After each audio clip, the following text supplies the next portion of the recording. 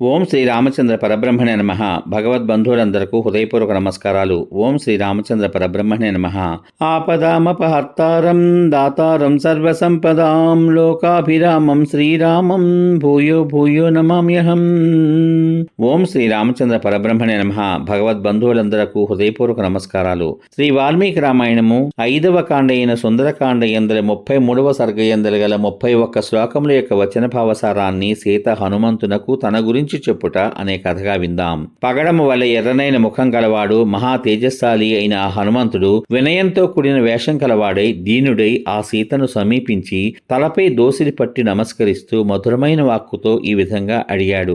పద్మపత్రముల వంటి నేత్రములు కలదానా, నలిగిపోయిన పట్టుబట్ట ధరించిన దానా, ఎట్టి దోషాలు లేనిదానా, ఇక్కడ ఈ చెట్టు కొమ్మను పట్టుకుని నిలబడి ఉన్నావు. నువ్వెవరు? 2 తామర పువ్వు రేకుల నుండి నీరు కారేటట్లు నీ నేత్రముల నుండి కన్నీరు కారుతోంది. కారణం ఏమిటి? ఓ మంగళప్రదురాల, సురులు, అసురులు, నాగులు, గంధర్వులు, రాక్షసులు, కిన్నరులు, వీరిలో నీవు ఏ జాతికి చెందిందానవు? నీవు రుద్రగణంలో గాని, మరుద్గణంలో గాని, వసుగణంలో గాని చేరినదానవా?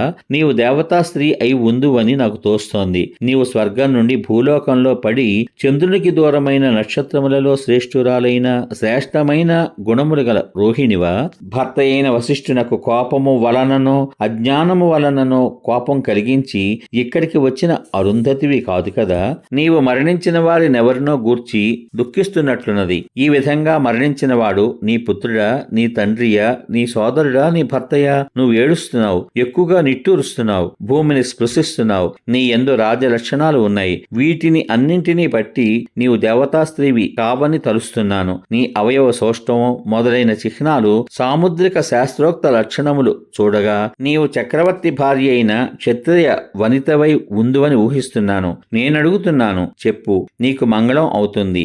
రావణుడు జనస్థానం నుంచి బలాత్కారంగా ఎత్తుకుని వచ్చిన సీతవు కావు కదా. నీ దైన్యమును, మనుష్యులలో ఎవ్వరి యందు కనబడని సౌందర్యమును, తపమును సూచించు వేషమును చూడగా నీవు రాముని భార్య సీతవే అని స్పష్టంగా తెలుస్తోంది అని పలికాడు. హనుమంతుని మాటలు విన్న సీత రాముణ్ణి గూర్చి చెప్పడం చేత చాలా సంతోషిస్తూ చెట్టు మీద ఉన్న అతనితో ఈ విధంగా అన్నది. నేను భూమండలములోని రాజులు అందరికంటే గొప్పవాడు, ప్రసిద్ధమైన బుద్ధి బలము కలవాడు, శత్రు సైన్యమును బాధించేవాడు అయిన దశరథుని కోడలిని, మహాబుద్ధిశాలి విదేహ దేశ ప్రభువు అయిన జనకుని కుమార్తెను. నా పేరు సీత, ధీమంతుడైన రాముని భార్యను. నేను రాముని ఇంటిలో మనుష్యులకు లభించుటకు వీలున్న సకల భోగాలు అనుభవిస్తూ సమస్త కామముల సమృద్ధితో 12 సంవత్సరాలు ఉన్నాను. పిమ్మట 13వ సంవత్సరమునందు దశరథ మహారాజు పురోహితులతో కూడి ఇక్ష్వాకు వంశమునకు ఆనందకరుడైన రామునకు రాజ్యాభిషేకం చేయడానికి ప్రయత్నించాడు.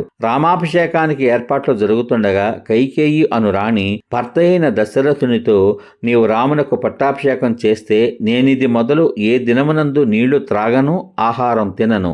ఇదే నా జీవితమునకు అంతం. నీవానాడు ప్రేమపూర్వకంగా పలికిన మాటపై నువ్వు నిలబడితే రాముణ్ణి అరణ్యానికి పంపించు అని పలికింది. దశరథ మహారాజు క్రూరము అప్రియము అయిన కైకేయి మాట విని రాణికి తానిచ్చిన వరమును స్మరిస్తూ మూర్ఛపోయాడు. సత్యధర్మములపై స్థిరంగా నిలిచిన వృద్ధుడైన ఆ రాజు అప్పుడు నేనిచ్చిన రాజ్యం మరల నాకిమ్ము అని యశస్శాలి అయిన జ్యేష్ఠ పుత్రుని యాచించాడు. శ్రీమంతుడైన రాముడు తండ్రి ఆజ్ఞను అభిషేకము కంటే కూడా చాలా ప్రియమైన దానినిగా మనసా భావించి పెదప మాటతో అంగీకరించాడు.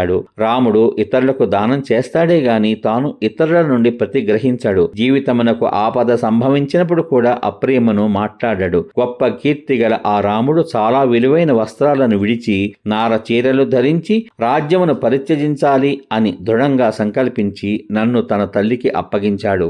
రాముడు లేకపోతే నాకు స్వర్గంలో నివాసం కూడా ఇష్టం కాదు. అందుచే నేను వనంలో సంచరించడానికి నిశ్చయించుకుని వెంటనే అతని కంటే ముందుగానే అడవికి బయలుదేరాను. మహాభాగ్యవంతుడు, మిత్రులకు ఆనందకరుడు అయిన లక్ష్మణుడు అన్నగారిని అనుసరించి వెళ్లడానికి నాకంటే ముందే నార చీరలు ధరించి సిద్ధంగా ఉన్నాడు. ఈ విధంగా మేమందరము రాజాజ్ఞని పాటిస్తూ దృఢమైన నియమాలు అనుసరిస్తూ పూర్వం ఎన్నడూ చూడడానికి భయంకరంగా ఉండే అరణ్యంలో ప్రవేశించాం. అనంతమైన తేజస్సు గల ఆ రాముడు దండకారణ్యంలో నివసిస్తూ ఉండగా అతని భార్యనైన నన్ను దురాత్ముడైన రావణుడు అపహరించాడు. ఆ రావణుడు నాకు 2 మాసముల పాటు జీవితాన్ని అనుగ్రహించాడు. 2 మాసముల తర్వాత నేను ప్రాణాలు వదలగలను అని సీత హనుమంతునితో పలికినది.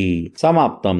ఇంతవరకు మీరు శ్రీ వాల్మీకి రామాయణము 5వ కాండ అయిన సుందరకాండ యందలి 33వ సర్గ యందలి గల 31 శ్లోకముల యొక్క వచన భావసారాన్ని సీత హనుమంతునకు తన గురించి చెప్పుట అనే కథగా విన్నారు.